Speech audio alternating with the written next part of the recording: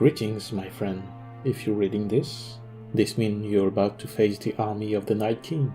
So if you happen to be an apprentice maester who stole this book from the Citadel in order to help all living things, I hope this helps you, because it would be kinda lame if those books were worthless. You know, like you in battle. So, where to start? Maybe the cavalry.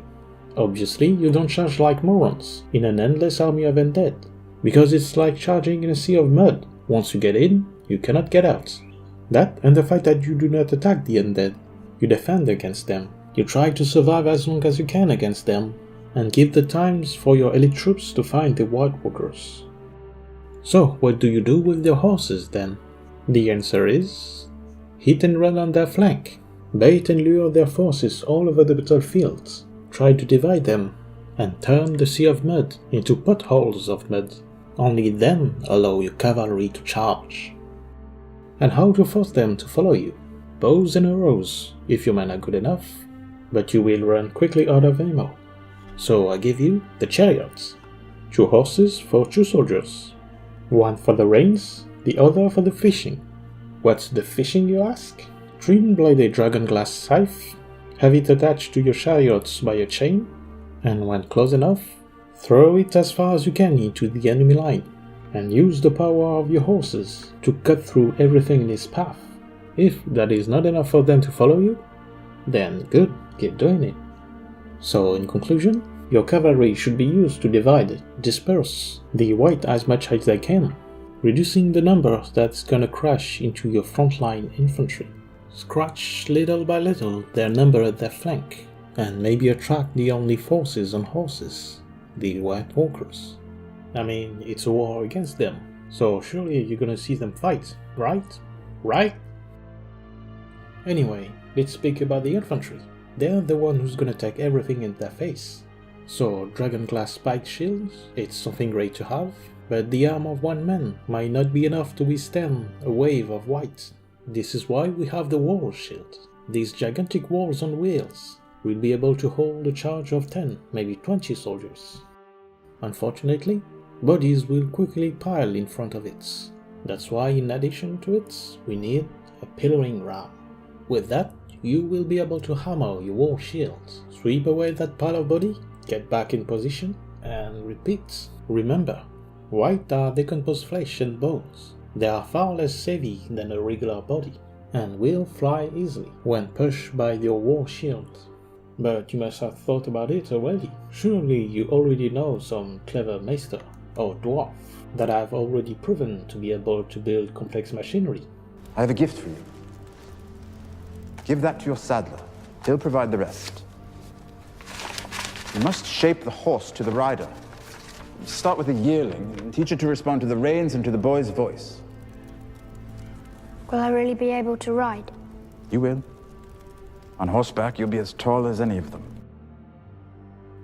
Anyway, in top of that, I suppose you could build a smaller version of the wall shield. In case of a breach, a shield with the strength of 4 men can be very useful. Now, let's talk about your siege weapons. I don't think I have to tell you not to put them in the front line. You're not that stupid, aren't you? Because if you're not, you will put them at the back of your army. Or even better, behind the wall of your castle, and you're fighting undead soldiers. They have no regard for their defense, no need for shields, and are very vulnerable to dragonglass, which means that you do not throw boulders at them. You coat 1 or 2 pound rocks with dragonglass, and make them rain on the battlefield. And if you can also get your hands on some barrels of oil or wildfire, that can be great. But eventually, their number may be too much, and you will be forced to retreat to a more fortified position. And to defend your walls, I give you the flailing wheel. Attach some dragonglass flails to a wheel, and roll it like a madman on the top of your walls. Bitch strap every undead that tried to climb them. Who would knew that my day of the brother would be put in good use? But let's continue. While killing the whites, piles of body would grow underneath your walls. When it happens, bring some large tapestry, unroll it over them, set it on fire. It will kill everything under it, and create a path of fire for those above. Try to repeat that as much as you can. Now, for the defense of the gates. Their number will be used against themselves. Prepare some dragonglass grid doors at both sides of your gates. When all your troops are in, close them in a triangle and hold over them like the wall shields. Wait for them to break in and swarm them with spears and arrows. And when enough bodies are trapped in there, oil and fire, my friend, oil and fire. Their bodies will be your new gate. The big problem is the monsters. Giants, mammoth, bears, spiders, dragons. A simple charge of one of them can break your formation. So how to deal with them? Not much to do, unfortunately. The only advice I can give is to avoid hand-to-hand fights and try to throw things at them. You know, knife, axes, swords, anything. Remember, simple wound with a dragonglass is enough to end them. So keep your distance, especially if you fight an undead dragon. In this situation, a one-handed crossbow may be very useful. You don't want to just look at it trying to devour you, hoping your little sister cousin will save your ass. Speaking of dragons, if for some reason you manage to get one, maybe try to dress them a little bit. Try not to waste their power by sending them naked on the battlefield. Dragonglass claws, dragonglass fangs, dragonglass tails.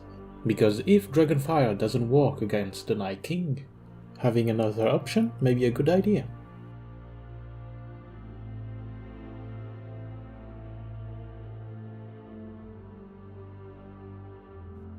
Oh, and do you have warg at your side?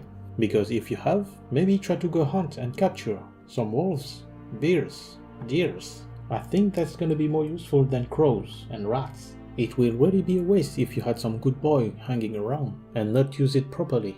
I mean, can you imagine? The symbol of death killed by the symbol of your house. That will be quite badass. And it will be far more credible for direwolf to jump and outrun walkers than some no one, or make that no one ride the fucking direwolf.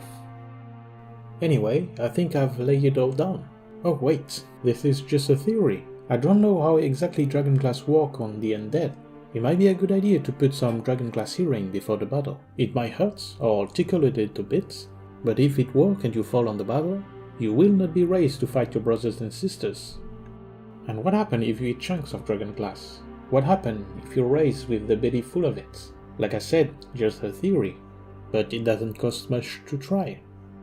So here we go, you who are fighting for the realm of man. Not everyone is blessed by the god of plot armor, so I hope to share my knowledge with those who fight for the living.